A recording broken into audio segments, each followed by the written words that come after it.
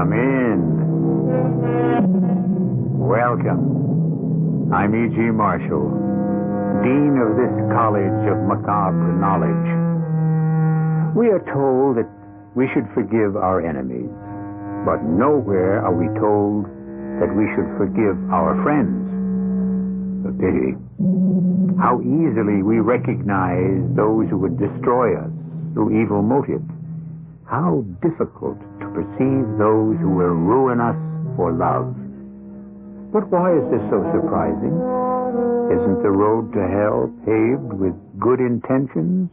So you see, my dear, we're talking about at least $3 million. And that's why you hired me. So I could cheat Mr. Gillespie. Oh, no, cheat is a harsh word. But it's true.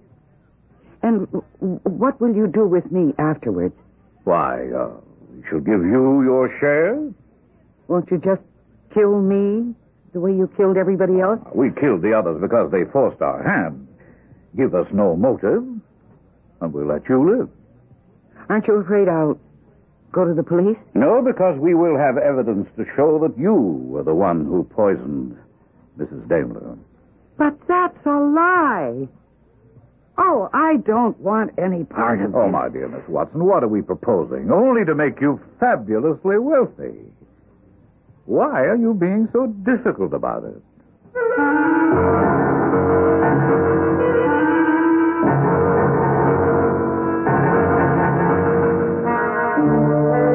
Our mystery drama, Person to be Notified, was written especially for the Mystery Theater by Sam Dann and stars Mercedes McCambridge.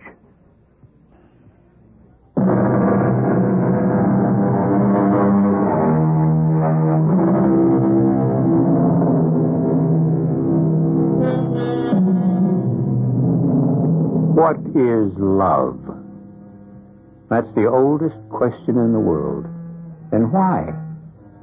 Because no one has ever been able to answer it to the universal satisfaction. Therefore, we keep asking and asking. There is a young man named James Morton. There is a young lady named Sarah Watson. They have nothing in common. They meet by chance. And if they will fall in love in our story, they will be completely unaware of it until, well, we're still almost an hour away from the answer, so let us begin at the beginning. James Morton is the manager of an employment agency. Please sit down. Have you filled out the application, Miss... Miss Watson. Yes, I see. Sarah Watson. Hmm? You were previously a secretary for Starrett Valentine Inc. Well, why'd you leave? Oh, the company went bankrupt. Oh, yeah, well, that's, 2 years of college. That's all to the good. Well, unfortunately, there's very little stirring at this particular time. Are you saying that you have nothing for me? Well, not at the moment. Perhaps, well, you know how things are job-wise. We'll hold your application on file, and if... Thank you. Goodbye. One moment. You didn't fill out the application completely. I'm sure I did. Well, no. You see the last line where it says person to be notified? Yes. Yeah, you left that blank. I know. We have a rule at this agency, all forms must be fully filled in. Fully filled in. Almost sounds like a song. There's a state regulation to that effect. So would you mind putting down the name of someone? I can't. Why not? Because I don't have anybody. Oh, well, that's... That's what? Well, everybody has somebody to notify. Well, I don't. Are you saying you have no family? No friends? I'm saying there's no one I would care to notify in the event that something happened to me. I find that difficult to believe. I am all alone in the world. Well, no one is that alone. I am. Goodbye. But you must fill out the form. All right. What is your name? James Morton. All right, James Morton. There you are. But you can't put my name down. Why not? Well, because it has to be someone who knows you. Right now, you know more about me than anybody else. You know my name, my age, my address. But it has to be someone you know. I know you as well as I know anyone. Miss, it has to be someone who means something to you. No one means more to me than you do. Well, I really need a job, Mr. Morton. I'll take anything. I'll go anywhere.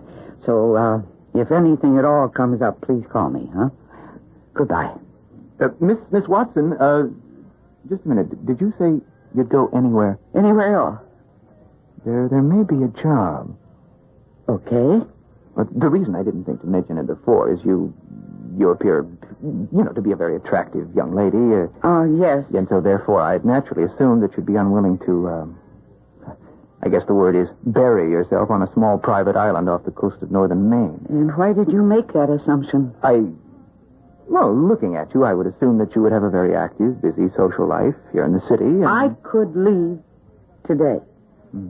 One of the qualifications for this job is that the lady must have no ties or connections. I'm qualified.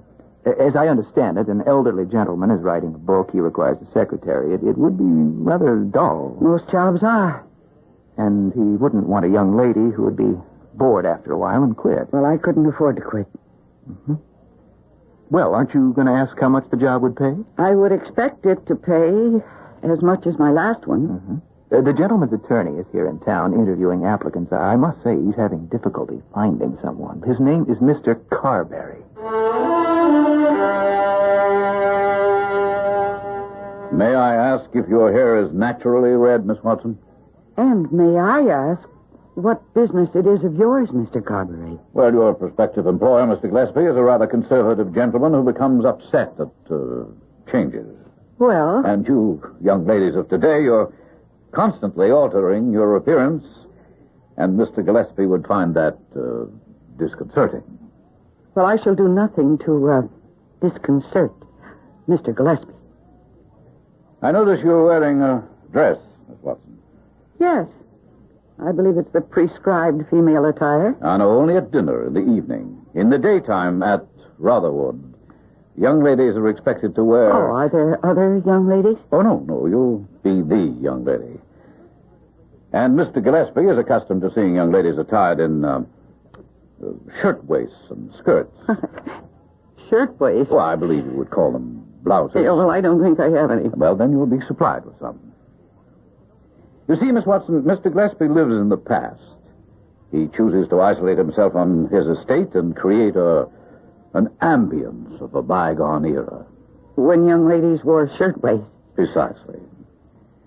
Now, if you're afraid that might prove dull... Oh, no, really, I have no objection. I'm not looking for excitement. One other question. I asked the agency, of course, to screen out applicants, but one should always double-check for oneself. Have you any relatives? No. They're alone in the world. Completely. Now, the salary, you will admit, is rather generous. We will pay you $15,000 a year plus room, board, and expenses. I will require you to sign a 2-year contract. Do you object? Not at all. Well, then, it's settled. Can you leave on the 15th? I can leave sooner. No, well, you'll need the time. Now, here's a check for $1,000. You'll have to purchase a suitable wardrobe. What are all those papers? Well, this is a list of the clothes you should buy to guide you on color and style. And, here are some photographs. Oh. Oh, I don't think any of this is, my taste. But then again, none of it is to be bought with your money. I see. Well, we shall all get along just splendidly. Now, 9 o'clock the morning of the 15th, you'll go to the airport to gate 116. Mr. Gillespie's private plane will be waiting for you. How does that square with his old-fashioned attitude? It's the only concession he makes to reality.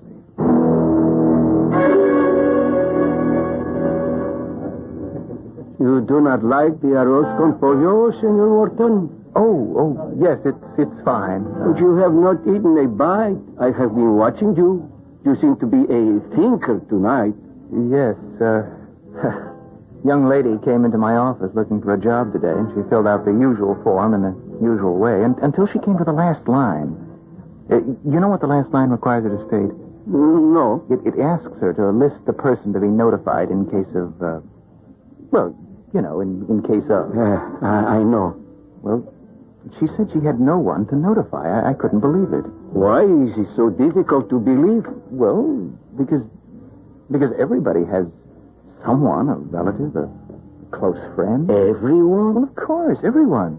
Do you, Senor Morton? Do you? How do you ask such a question? How do you answer it? You come in here almost every night for dinner. Also, on many a Sunday afternoon, you come alone. So, you do not live with a family. You are not married. It is obvious you are not keeping company with a young lady. So, who is there for you to notify? Well, my partner. Why do you say, well, didn't you say my partner? Well, because outside of the business, we don't know each other. We don't see each other. He's a much older man. We have nothing in common except the fact we seem to be able to, run a profitable business. If, and I pray it shall never come to pass, you should meet with a misfortune, who would grieve for you? Who would miss you? Well, now that I think of it, Senor Spinola, if I had to fill out that form, I would put down your name. Tell me about the young lady. Whose name did she finally put down? Well, she insisted she didn't know anyone. I said we had to have someone, so she wrote down my name. Ah, and she fell in love with you. That's ridiculous. Why else would she write your name down? Well, because she had to write down something, and I was sitting there. No, Senor Morton, no. She looked at you, and suddenly her heart was lost. Oh, come on. She may not know this yet, but that is why she wrote your name.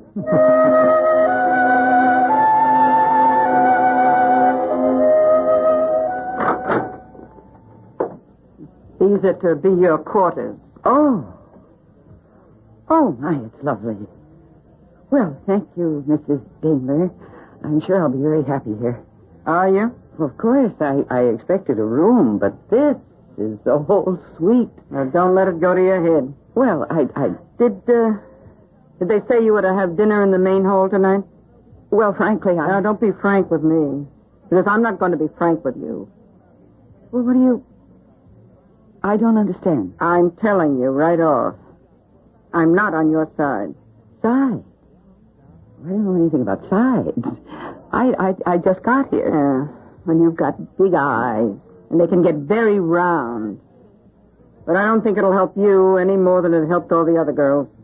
What other girl? Oh, he's coming here now. I can hear his steps in the corridor. Who's coming? Pontius Pilate. Who? Ah, welcome to Rotherwood, Miss Watson. I see you've met our Mrs. Daimler, probably the best housekeeper in the entire state. Now, will you excuse us, Mrs. Daimler? Is she going to eat in the Great Hall tonight? No. Yeah, I can see why. She isn't ready yet. I believe that will be all, Mrs. Daimler. I give her a week. You are excused, Mrs. Daimler. She'll get wise to you. The old man will get wise Mrs. to her. Daimler? All right. I'm leaving. Well, did you have a pleasant flight? Yes. Find your quarters satisfactory? Oh, very. We want you to be comfortable. Will you answer a question, Mr. Carberry? Oh, of course. Would you tell me just what is going on around here anyhow?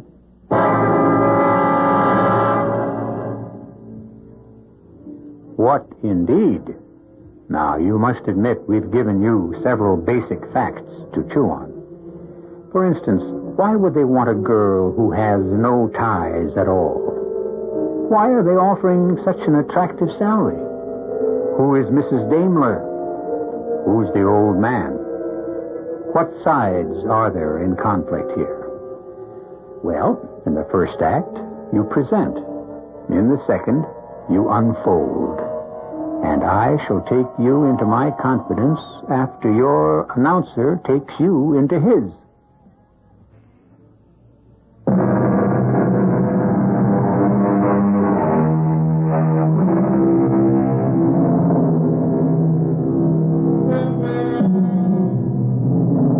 Why would a girl, an attractive, desirable girl, cut herself off from all social opportunities and take a job in a mansion on an island off the coast of Maine? Why would her employer insist on a girl whose absence would, in effect, cause no concern to anyone? Well, that's how jobs are filled, no? By employers and employees who fill each other's needs. Mr. Carberry, tell me, what is going on around here? Why did Mrs. Daimler say I wasn't ready? Ready for what? Oh, you mustn't listen to what Mrs. Daimler says. Mrs. Daimler implied that there was a whole series of girls hired before me. Ah, yes. Unfortunately, none of them proved satisfactory. Why? The job will require infinite delicacy and tact. Describe the job. You're to help Mr. Gillespie with his book. When do I meet Mr. Gillespie? Miss Watson, Mr. Gillespie must be humored at all times. Well, I'm not sure I'm willing to. It's part of your job. Now, when you are introduced to him, he will call you Regina. Why? Because that's who he will think you are. Again, why? Because you look like Regina. Regina who? Miss Regina Trumbull. Tell me, Mr. Carberry, is that why I was hired? Yes. Well, I think I should like to leave at once. You signed a contract. I can't be held to that contract. I wasn't aware of all the facts. You signed a contract to be Mr. Gillespie's secretary. That's the only fact. Then why must I pose as Miss Regina Trumbull? To make it possible to perform your duties. You see, Mr. Gillespie could only feel comfortable with Miss Regina Trumbull. Well, then why not hire Miss Trumbull? She, died many years ago. Then how can you make Mr. Gillespie believe... Mr. Gillespie has never been able to accept the fact of her death. You're not up to anything illegal here, are you? Oh, I assure you. Everything is completely above board. You got a minute, Frank? Yeah, sure. You remember that girl we sent up to Maine? Huh? Oh, yeah, that was a good commission. A lot of dough for just a secretary. Yeah, that's what bothers me. Well, why should it bother you? Now, why should they want to pay so high? Well, it is way up at the end of nowhere. Well, even so, throw in room, board, expenses, it's worth another $5,000. $20,000 for a secretary? Well, why is that our business? And why did they insist on a girl who's all alone in the world? A man's got a right to set up the requirements if he's willing to pay the prices. Frank, if that girl were to disappear, who would know about it? Why would she disappear? I'm only speculating. Well, why? The girl's gone, isn't she? We're through with her. That's hardly the way to put it. Now, what other way is there? Look, you and me, we've been partners close to 10 years. Now, we've been pretty successful. Why? We have nothing to do with each other outside of the office. But for the first time, I'm going to say something personal to you. Get married. Get married? You don't have anything against women, do you? No. Well, then get married. It's economical. It's practical. And you won't have to make up fantasy stories about every good-looking dame who walks in here.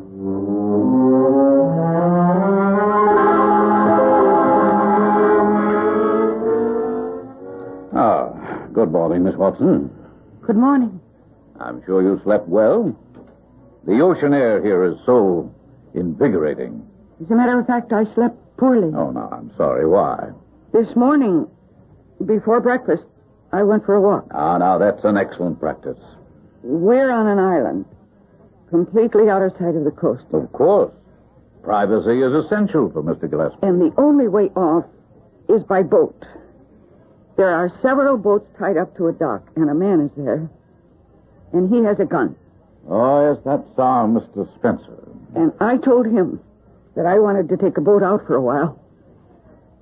Why did he refuse me? Those are his orders. Why? You'll understand him in time. And then, when I returned to the house, I picked up the telephone. Did you? Yes.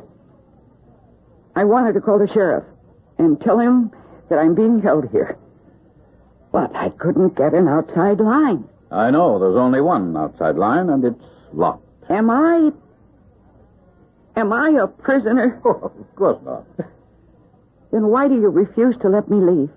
You will leave at the proper time. And when will that be? When the job is finished.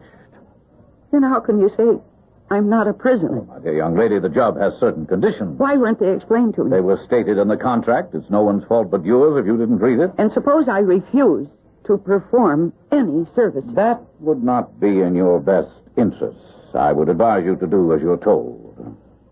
Or else? So now, why do you insist on proposing all these hypothetical conditions? Well, if we're finished with breakfast, would you care to meet Mr. Gillespie?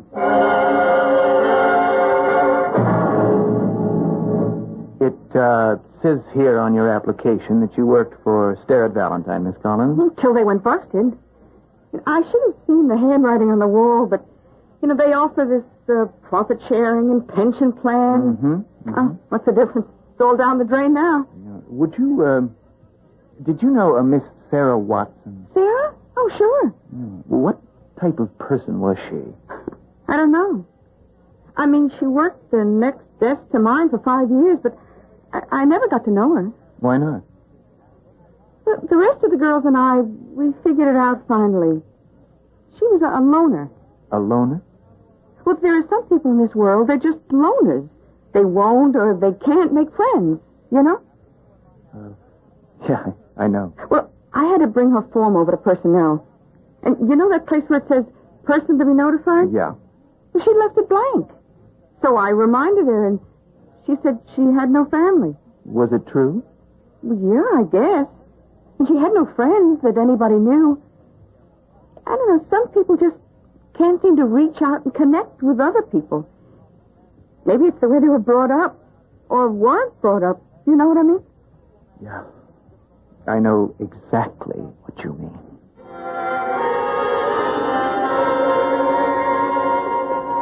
And now, Miss Watson, you're to agree with everything Mr. Gillespie says. Do you understand? Good morning, sir.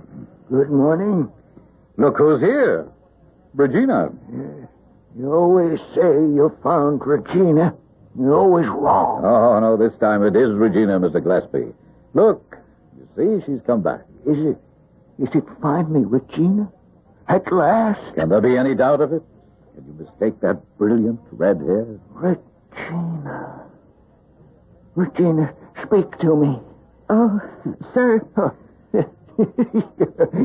You mustn't call me sir. Sir, listen. I realize you're angry with me, and you had reason to be. Sir, something is going on here, and I don't know what it is. Regina, you know you mustn't make Mr. Gillespie angry. I'm not Regina. Sir, this man here is trying to do something to you, which I know must be illegal. Oh, yes. Yes. That's my Regina, all right. A pretty head filled with all kinds of romantic nonsense. Sit. We'll talk for a moment. But don't you understand? I understand everything. Now, you will not leave me again. Promise? Even if I should be mean to you. Promise. Now, you must promise. Well, go ahead, Regina. Promise. Regina, I shall be very much displeased. And perhaps I shall not let you have the diamonds after all. Now, you must promise. Well, you shall sit here until you promise. I'll stay here until you finish the book. The book? Oh, the book. Well, I know you. You know, I'll never write that book. I delude myself. Well, I caught you. If you stay here till I finish the book, then you'll stay here forever.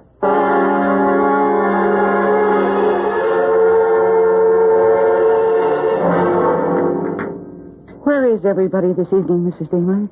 Do you miss them? No. Mr. Carberry's got some business to tend to, and the old man's tired, so we aren't going to have a big formal dinner. Listen, I was wrong about you. Oh?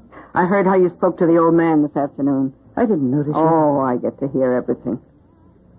You're all right. You aren't in on it.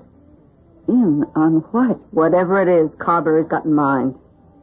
And the other girls who came here, they must have been willing to go along. What do you mean by going along? Look, I've been working here 30 years. Now, maybe, 10 years ago, Mr. Carberry gets to be the old man's lawyer. Suddenly, the old man goes crazy. You see him, he's off the deep end. Well, he's senile, isn't he? He must be well over 80. He was a young man the day I came to work here. He was no older than me. He can't even be 60 yet. Oh, but that's hard to believe. Oh, I figured it out. Carberry's got him on some kind of a drug. Oh. Well, what are we going to do? We'll have to get out of here. And how? The boats are locked up. I have a key. Here, you take it. What are we going to do? And we'll go to the town, try to talk to the sheriff. Will he believe us?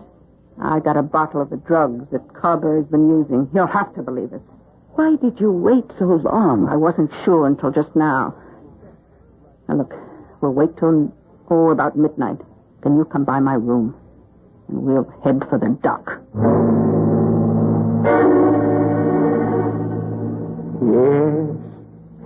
Yes, you're Regina. I'm sure of it. Do you remember what I said about the diamonds? The diamonds? You don't remember the diamonds? How could you forget the diamonds? After all, they are your diamonds. Oh, the diamonds, yes, Mr. Gillespie. Oh, it isn't right for you to call me Mr. Gillespie. After what we've been to each other, I should think Edmund would be, proper. Edmund? I was wrong about the diamonds. You said $1 million invested in diamonds would be dead money. Put it in the market. Well, as it happened, the diamonds have tripled in value. Just the times, I suppose. Regina, will you breakfast with me tomorrow, and I'll explain more about the diamonds. I'm so tired now. I just want to get to sleep.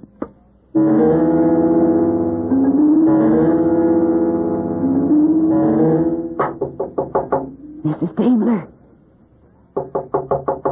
Mrs. Daimler, are you ready? Mrs. Daimler? Mrs. Mrs. Daimler, are you all right? Obviously, my dear. Why- She is not all right. What are you doing here? I think poor Mrs. Daimler is dead.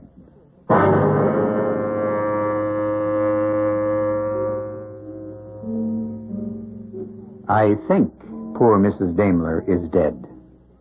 Notice how Mr. Carberry phrases these things. Well, obviously, she's dead. The question is how and by whose hand. Well, you can expect the unusual to happen on remote islands. Other things are also scheduled to happen when I return to you in just a few moments with Act 3. When you...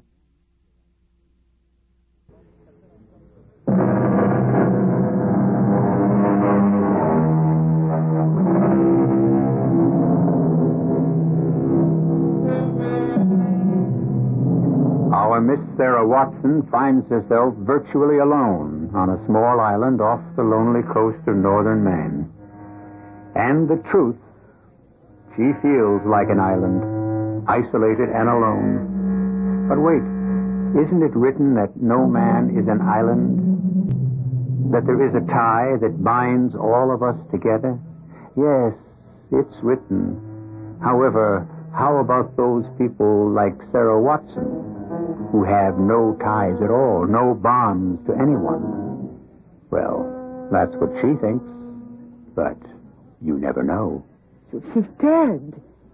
Mrs. Daimler is dead. I was talking to her earlier this evening. How could she... It must have been the heart attack. How could a woman with a cardiac condition perform all her duties as a housekeeper? Then, she didn't die of a heart attack. Well, what did she die of? Well, perhaps she died of a very dangerous disease, which I hope is not contagious. What disease? Indiscretion. Well, if it was murder, I'm sure that you killed her. Are you? And you're going to have to call a doctor. Why? To sign the death certificate. Who died? Who died? Mrs. Daimler. Oh, no, my dear, she didn't. She left here last week to live with relatives in the far west. But that's ridiculous. Oh, I can prove it. Here's a copy of the local paper dated last week. You see this social note right here? You can read it. Mrs. Augusta Daimler, for many years housekeeper to Mr. Edmund Gillespie on Rotherwood Island, has announced her retirement. She is leaving to live with relatives in Oregon. But that... It had become obvious a little while ago that Mrs. Daimler might become a problem. So last week we took the precaution of, well, should we say, being prepared. Oh, you won't get away with this. Get away with what? Now, why don't you get some rest, Miss Watson? You have a busy day tomorrow, and... Oh, yes, by the by, may I have the key? What key? To the book chain.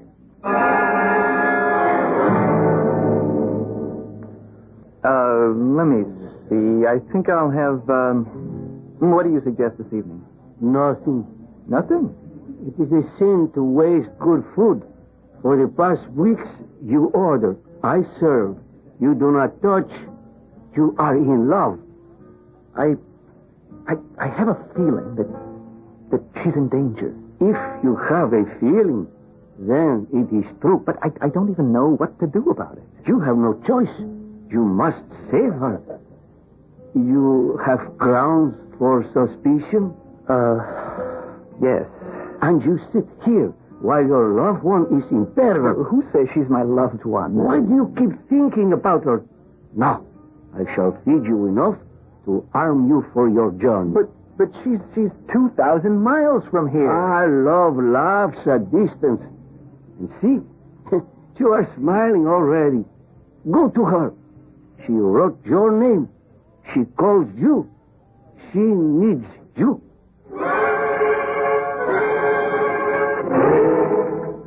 A dazzling morning, isn't it, Miss Watson? I watched you and Mr. Spencer and those other men, and I saw you bury Mrs. Daimler. At the risk of telling an old joke at a serious moment, we had to. Dead, you know. Now, what are your plans for me? Oh, that depends on you. What am I supposed to do? Just have Mr. Gillespie go on thinking you're Regina. And what about the diamonds? The diamonds. Well, you see, Mr. Gillespie was Regina Trumbull's guardian. Her father had entrusted him with $1 million worth of diamonds to be held for her until her 25th birthday. He fell in love with her, but she died in an accident. He went to pieces after that. He shut himself up on this island and, well, as you can see, he lost his mind. Yes. And I'll tell you what else I see. I see that after a while, he started to get his mind back. But then you came into the picture. And you are making sure that he doesn't recover his sanity. Why would I do that? Because if you could get him to believe that I am Regina, he'll give me those diamonds. And then you can get your hands on them. I must say, Miss Watson, you have an incisive mind. The diamonds are hidden here somewhere. He won't tell you, and you can't force it out of him. So that's why you need me. Oh, yes, you are vital. Vital, meaning alive. How do you know you can trust me? We would make it worth your while. We would give you a considerable sum of money. Why should you do that? Why not just kill me? Miss Watson, I am not in the murder business. I only will commit a crime when I have absolutely no alternative. And how do I know that I can trust you? You have no other route to travel.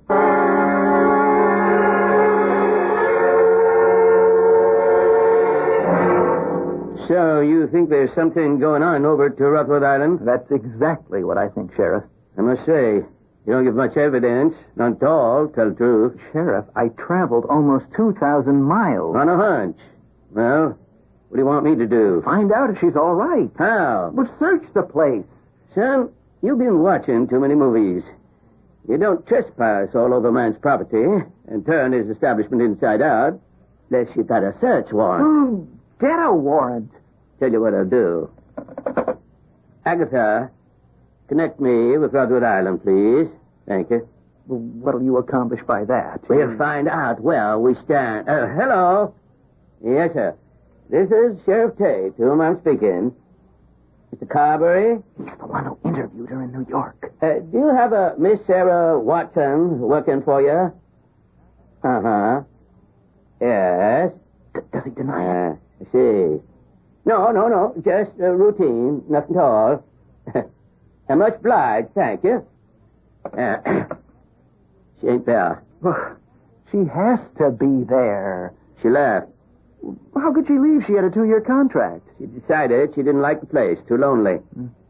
When does he say she left? 2 days after she arrived. Now, that's impossible. We would have known about it. Why? She quit, that's all. And she goes on to find another job. How do I know this all ain't a yarn on your part? Why would I lie? It's in style today.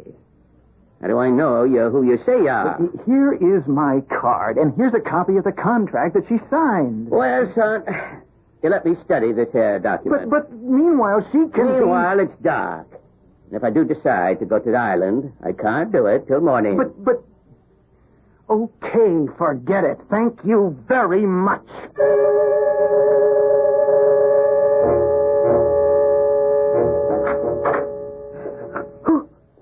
Who is it? Shh. No, don't turn on the light. Who is this? It's me, James Morton. James Morton? The person you notified in case of trouble. Well, you're in trouble, aren't you? Oh, James Morton. Yeah. Oh, yes. I am in trouble. Here I am. How did you know? I got a boat. I waited till dark, then I sneaked ashore, made it to the house. I watched her through the window, and I figured out which room was yours. Now, we are going to get out of here. James Morton. Oh, I don't know what to say. Don't say anything. Let's hurry. It's a miracle, that's what it is. A miracle never happened to me before. Well, to me neither. Well, it's about time. I'm sorry to interrupt. Oh, Don't move and don't talk. Mr. Spencer is an excellent shot, and at this range, how can he miss? I think you're finished, Mr. Carberry. That's the sheriff. Why would the sheriff come here? Because I spoke to him earlier. Ah. Well, then he won't find you here. You'll find my boat. No, Mr. Spencer already has it well hidden. And don't scream, Miss Watson. Mr. Spencer would shoot you immediately. Now, Mr. Spencer, suppose I see who is at the door. You have your instructions? Why, no, Sheriff. I haven't seen the young man. Funny. I could have sworn he'd have come out here. For what reason? I wouldn't know. You say this Miss Watson left right after she got here? That's right. We were completely incompatible. How's Mr. Gillespie these days? We never see him. Oh, poor old man. Still completely senile. Yeah. Well... Is there, anything else I can do for you? Yeah. You can produce both the girl and Mr. Morton. Oh, wait a minute, Sheriff. I told you Lem that Powers told me the young fellow rented a boat off of him just a while back and took off headed this way. Well, I assure you he never got here. Oh, he got here, and the girl's here, too. There ain't no one here, huh? Okay, break it up now, break it up. That man! He tried to shoot me. Well, looks like Mr. Spencer won't be able to say anything for a while. I jumped at him. He fired. They were going to kill us. I know, but it's all going to be fine. Mr. Carberry, where's Mr. He's probably figuring he can make a run for it. But he's got nowhere to go. I left a deputy on the dock. Why did you... What made you come here, Sheriff? Well, sounded like a wild yarn. Then I read that contract you left me. The one your agency signed with Mr. Carberry. Well, the contract, all it defined was what Mr. Carberry owed us in the event we filled his job. It's a standard agreement. According to the agreement, he had to pay you 6% of $15,000. That's $900. If for any reason the applicant lasts less than a week, you have to refund him 2/3 of that amount. Now, if Miss Watson left what he claimed after a couple of days, You'd have owed him $600. Well, that's right. You never mentioned he claimed the money, and since you didn't, you assumed she was still here. Now, I don't know how it is down your part of the country, but there ain't one single solitary living soul up in these parts that'll let $600 sit there whistling. Well, I'll clear things up downstairs and give you a chance to talk to your girl. My girl? Belongs to you, don't she? Well, Of course I do. Why else would I have named him as the person to be notified?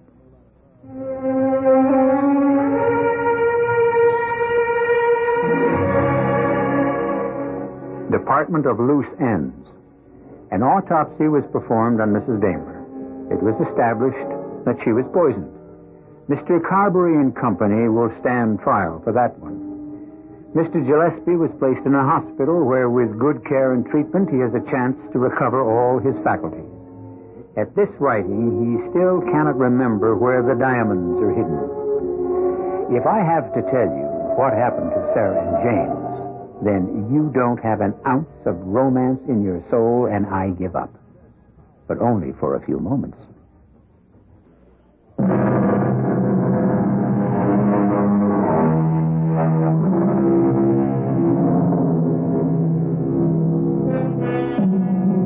Actually, what we were talking about was not jobs or intrigue or murder, even though they were prominently featured. Our theme was loneliness, and it was a tale of so many people who really have no anchor to love and security in our world. And if you are one of the fortunates, if you can fill the space that says person to be notified, then you have the best of this world. If, on the other hand, you really can't fill that space, then go out and change that situation. Our cast included Mercedes McCambridge, Russell Horton, Bryna Raeburn, Ian Martin, and Gilbert Mack. The entire production was under the direction of Himan Brown. This is E.G. Marshall inviting you to return to our Mystery Theater for another adventure in the macabre. Until next time, pleasant dreams.